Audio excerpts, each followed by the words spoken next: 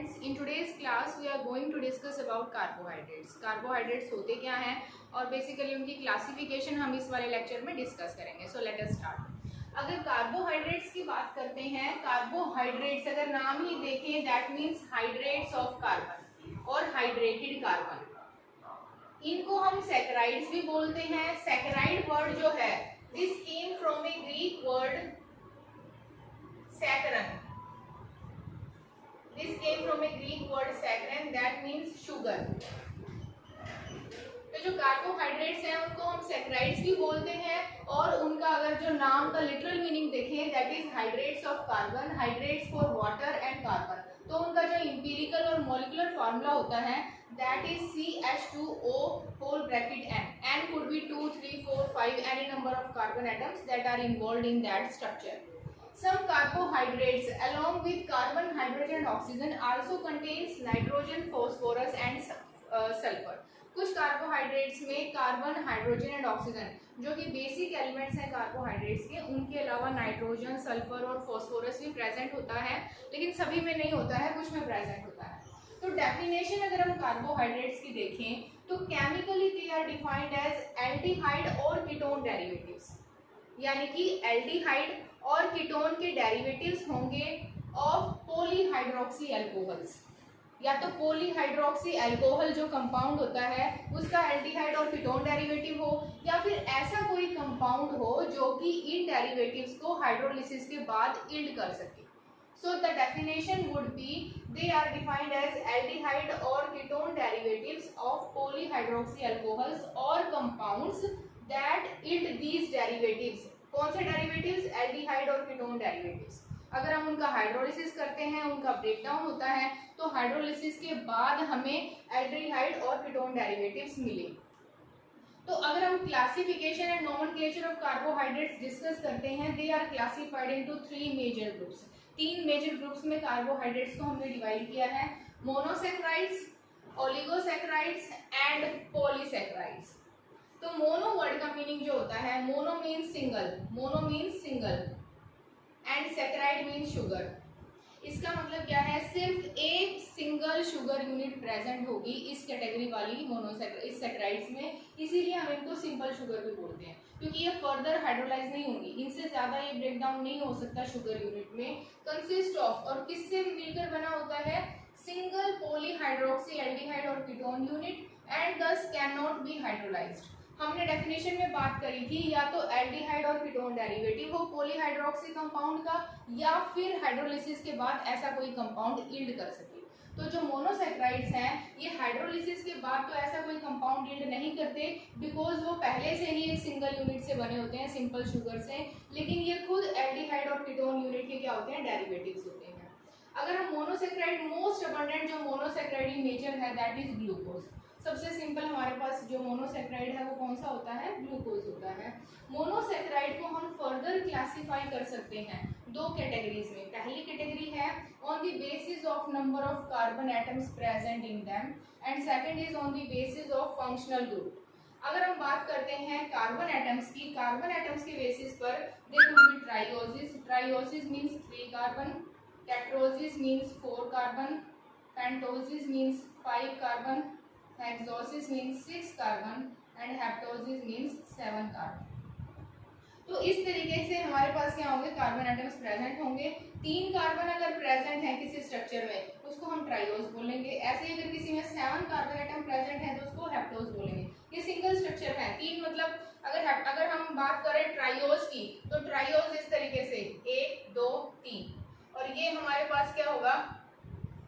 Pentose. ये हमारे पास pentose carbon है जिसके अंदर 5 कार्बन यूनिट है. ये हमारे पास ट्राइओस कार्बोहाइड्रेट है जिसके अंदर 3 कार्बन यूनिट्स होती हैं. तो नंबर ऑफ कार्बन यूनिट्स कितनी है? 3 है, 4 है, 5 है, 7 है. उस बेसिस पर हम उनको क्लासिफाई कर सकते हैं, या फिर फंक्शनल ग्रुप के बेसिस पर.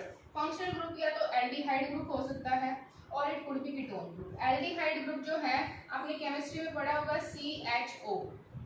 This is an aldehyde group. And ketonic group हमारे पास क्या होगा? CO. तो CO ये जो कीटोनिक ग्रुप होता है और एल्डिहाइड CHO ग्रुप, अगर इन दोनों ग्रुप में से कोई भी ग्रुप प्रेजेंट है, तो अगर एल्डिहाइड ग्रुप प्रेजेंट है the carbohydrate would be aldoses If ketonic group is present as a functional group, then that carbohydrate is known as ketosis. तो ये कुछ बेसिक इंफॉर्मेशन थी रिगार्डिंग मोनोसेक्राइड्स, इनके स्ट्रक्चर सबके, इनके फंक्शंस जो हैं वो हम आगे डिस्कस करेंगे। ओलिगोसेक्राइड्स, ओलिगो का मतलब होता है few, the word oligo means few और सेक्राइड्स मीन्स शुगर। तो यानी कि कुछ शुगर यूनिट्स जो हैं वो जब एक साथ जुड़ जाती हैं दे फॉर्म ओलिगोसेक्राइड्स। ओलिगोसेक्राइड्स जो हैं वो कंसिस्ट होते हैं मोनोसेक्राइड यूनिट, 2 से 10 मोनोसेक्राइड यूनिट जो है एक साथ जुड़े होंगे, formed by A glycosidic bond. एक बॉन्ड प्रेजेंट होता है दो शुगर यूनिट्स के बीच में। सपोज करो हमारे पास एक ग्लूकोज मॉलिक्यूल है, this glucose molecule is joined to another glucose molecule with the help of a bond that is known as glycosidic bond। Glyco word का मीनिंग होता है शुगर और ग्लूकोज।